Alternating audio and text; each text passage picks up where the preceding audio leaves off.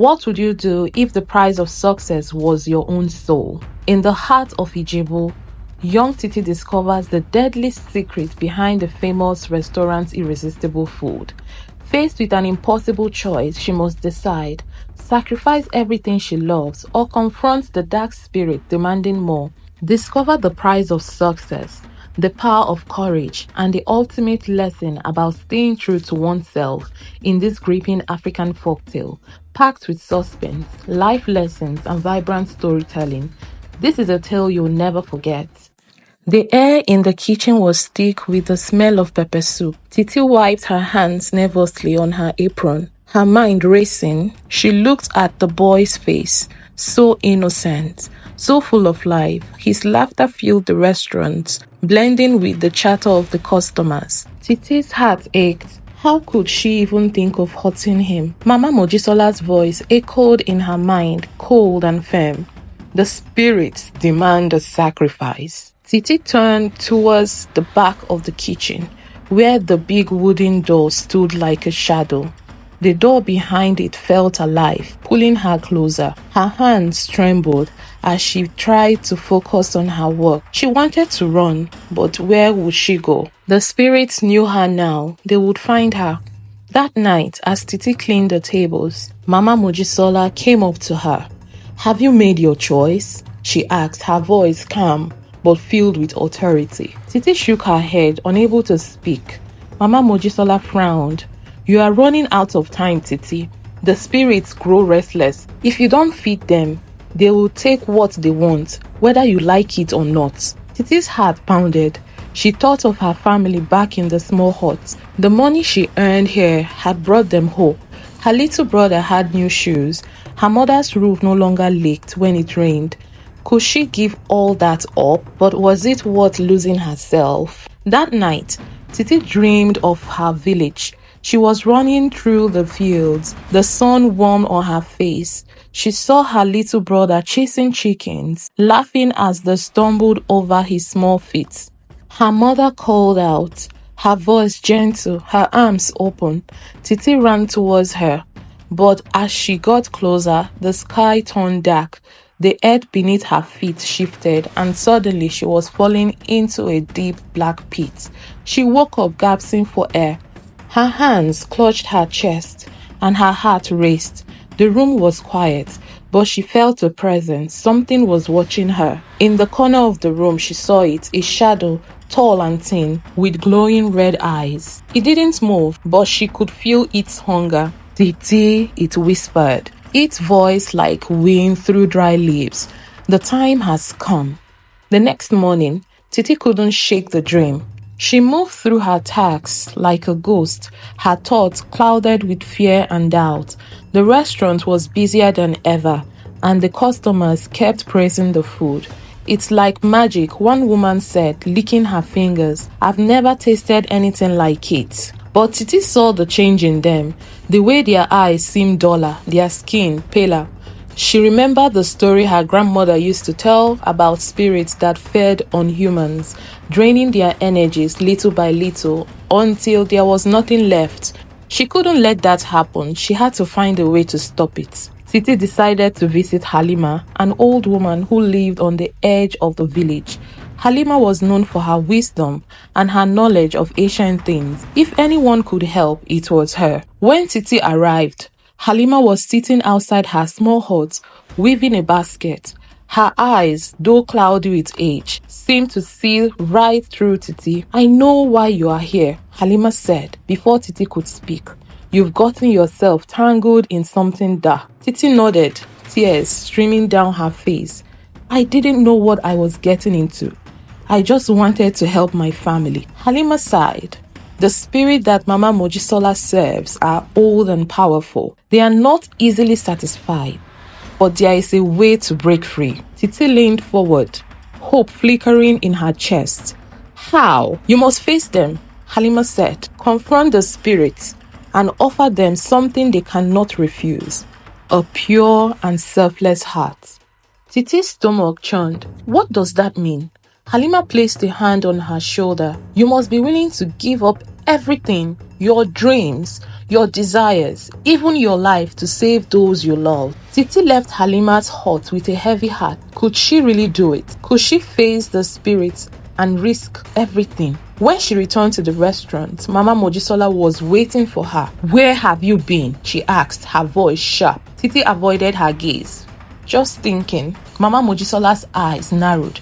"You are not thinking of betraying us, are you?" Titi shook her head quickly, but inside, she knew the truth. She couldn't go on like this. She had to stop the spirits before it's too late. That night, Titi waited until everyone had left the restaurant. She crept into the back room, her heart pounding. The pot in the center bubbled quietly, the strange symbols on the wall glowing faintly. She could feel the spirit's presence, heavy and oppressive. She took a deep breath and stepped forward.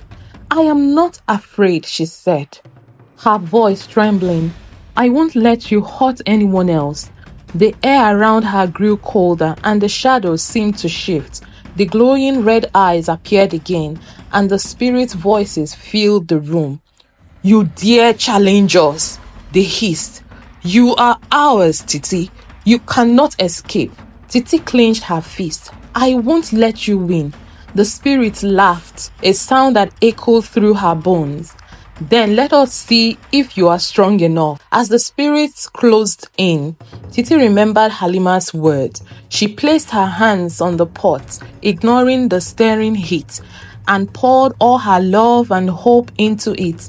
Her love for her family, her hope for a better future, her desire to protect the innocent. The room filled with light and the spirits screamed in anger. Titi felt their power weakening, their hold on her breaking. When the light faded, the room was silent.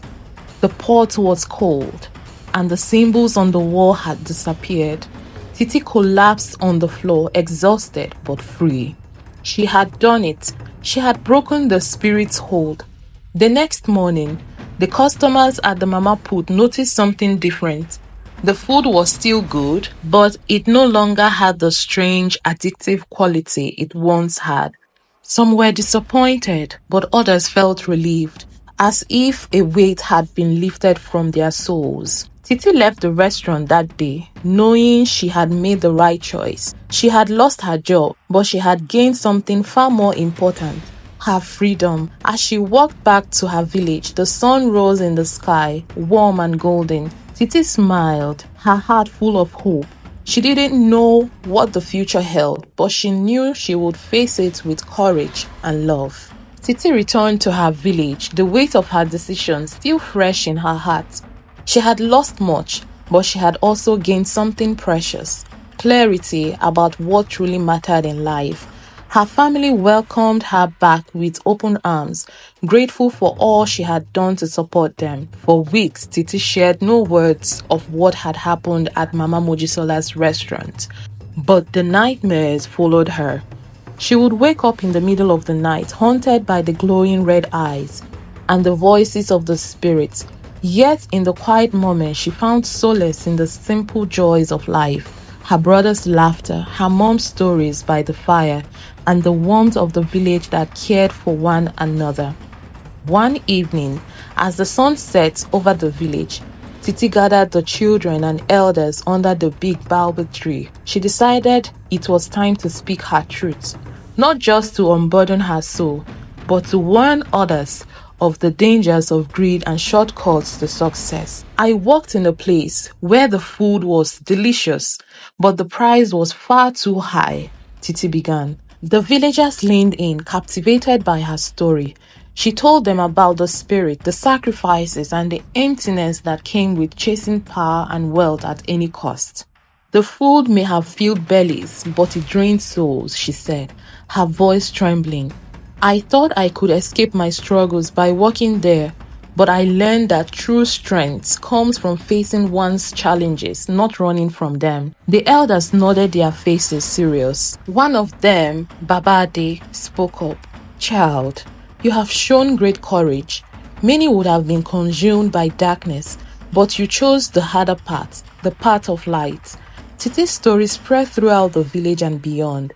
People began to understand that true success was not about how much they had or how much praise they received, but about living with integrity and helping others without harming themselves or the world around them.